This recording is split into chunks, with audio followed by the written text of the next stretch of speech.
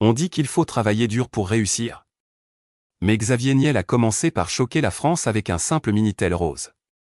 De ce pari risqué est né l'homme qui allait révolutionner Internet et défier les géants des télécoms. Un jeune entrepreneur ambitieux reçoit une opportunité en or, un contrat qui pourrait changer sa vie. Mais il y a une condition, il doit mentir sur ses résultats. Saisir la chance en trichant, ou rester honnête et tout risquer? La vraie richesse commence dans les choix invisibles, quand personne ne regarde. Il était une fois un jeune entrepreneur, brillant, ambitieux, rempli de rêves. Il voulait changer sa vie, marquer le monde, quitter la médiocrité pour toucher enfin les étoiles. Pendant des années, il avait travaillé sans relâche, sans que personne ne le remarque.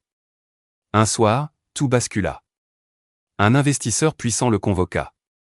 Le rendez-vous ressemblait à une porte ouverte vers son destin. À la table, une proposition, un contrat capable de transformer son projet fragile en empire.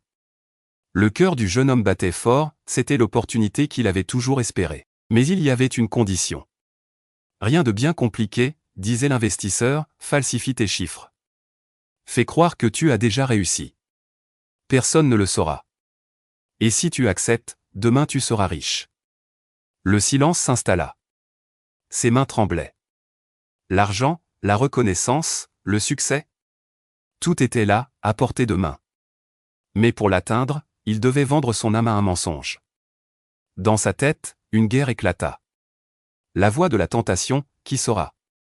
Tout le monde triche. Puis la voix de sa conscience, et si tout s'écroule? Et si tu deviens prisonnier de ta propre tromperie? Ce soir-là, il comprit que le vrai test de la réussite n'était pas dans les deals, ni dans l'argent, mais dans ce choix invisible que personne ne voit. Refuser ou accepter? Il refusa. Oui, il resta pauvre ce soir-là. Oui, il quitta la table sans contrat. Mais il marcha droit, libre, fier. Parce qu'il savait une vérité que peu comprennent, l'argent qu'on obtient en trichant est toujours emprunté, et un jour, il faudra le rendre avec des intérêts terribles. La vraie richesse commence dans les choix invisibles, dans ces moments où personne ne regarde. C'est là que se construit ou se détruit un destin. Il avait réussi. Lui, ce patron charismatique, adulé par les médias, envié par ses concurrents. Tout le monde parlait de son empire. Villa de rêve, voiture de luxe, soirée fastueuse, il incarnait le succès. Mais derrière les projecteurs, il y avait une vérité plus sombre. Pour aller vite, il avait pris des raccourcis.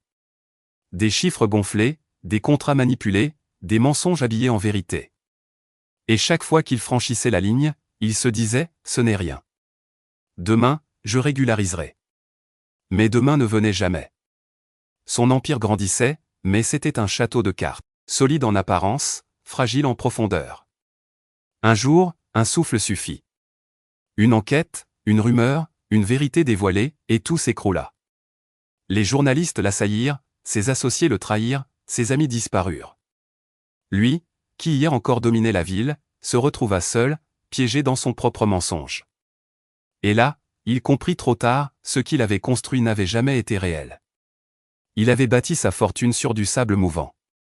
La triche peut donner l'illusion du succès, mais elle ne résiste jamais au temps. Ce qui est bâti sur le mensonge finira toujours par s'effondrer. Il n'avait rien. Pas de famille riche, pas de réseau puissant, pas de diplôme prestigieux. Seulement ses deux mains, son intelligence, et une rage silencieuse de prouver qu'il pouvait exister dans un monde qui ne voulait pas de lui. Chaque matin, il se levait plus tôt que les autres. Chaque soir, il s'endormait plus tard, les yeux brûlants de fatigue mais le cœur gonflé d'espoir. Pendant que d'autres trichaient pour avancer, lui choisissait le chemin le plus dur, celui de l'intégrité. Il voyait ses concurrents grimper plus vite, décrocher contrats et financements grâce aux mensonges. On se moquait de lui, on le traitait de naïf. Mais lui, il avançait lentement, sûrement, posant une pierre après l'autre, construisant une base solide que personne ne pouvait ébranler. Les années passèrent. Les tricheurs s'effondrèrent à un. Scandale, faillite, procès. Mais lui, l'outsider, était toujours debout. Petit à petit, il monta plus haut qu'eux, non pas parce qu'il avait eu de la chance, mais parce qu'il avait bâti sur du vrai.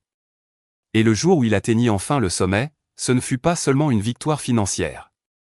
C'était une revanche morale. La preuve que l'intégrité, même lente, finit toujours par surpasser la triche la plus rapide. Ce qui semble lent et pénible aujourd'hui devient demain une force indestructible. La patience et l'honnêteté sont les fondations du vrai succès. Il était l'exemple parfait du succès. Charismatique, applaudi dans les conférences, couvert de prix et d'éloges. Son nom brillait sur toutes les unes de magazines. Aux yeux du monde, il était un génie, un visionnaire, presque un modèle à suivre. Mais derrière le masque, se cachait un mensonge. Ses chiffres étaient truqués, ses promesses vides, son empire bâti sur une illusion. Chaque interview n'était qu'un théâtre, chaque sourire une façade. Plus il montait, plus il savait qu'un jour, tout cela s'écroulerait. Et ce jour arriva. Une enquête révéla ce que personne n'osait croire, tout n'était que manipulation. Les actionnaires le lâchèrent, les investisseurs fuirent, le public, hier admiratif, devint impitoyable. Les applaudissements se transformèrent en cris, l'admiration en mépris. L'homme, qui hier marchait la tête haute sous les projecteurs, se retrouva seul dans l'ombre. Son nom, autrefois synonyme de gloire, n'était plus qu'un avertissement. Car il avait oublié une vérité simple, les masques finissent toujours par tomber. Et quand ils tombent, ils ne révèlent pas seulement la vérité, ils détruisent tout ce qu'ils ont touché. On peut tromper tout le monde un temps, mais jamais pour toujours. La vérité finit toujours par sortir, et elle ne pardonne pas. Il était l'exemple parfait du succès. Il avait longtemps été tenté. On lui avait proposé de tricher, de maquiller ses chiffres, de marcher sur les autres pour aller plus vite. Mais chaque fois, il avait refusé. Résultat ? Il avait perdu des contrats, raté des opportunités, vu ses concurrents le dépasser. Beaucoup le traitaient de fou, dans ce monde, tu ne réussiras jamais sans ruser. Pourtant, il continua. Un pas après l'autre. Il choisit la patience plutôt que le mensonge, le travail plutôt que le raccourci, l'éthique plutôt que la facilité. Les années passèrent, et doucement, son entreprise grandit. Pas à pas, sans éclat spectaculaire, mais avec une base solide. Et un jour, sans même s'en rendre compte, il s'était hissé au sommet.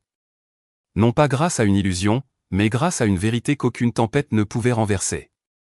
Contrairement aux autres, il n'avait pas à se cacher, pas à craindre les révélations, pas à vivre dans la peur.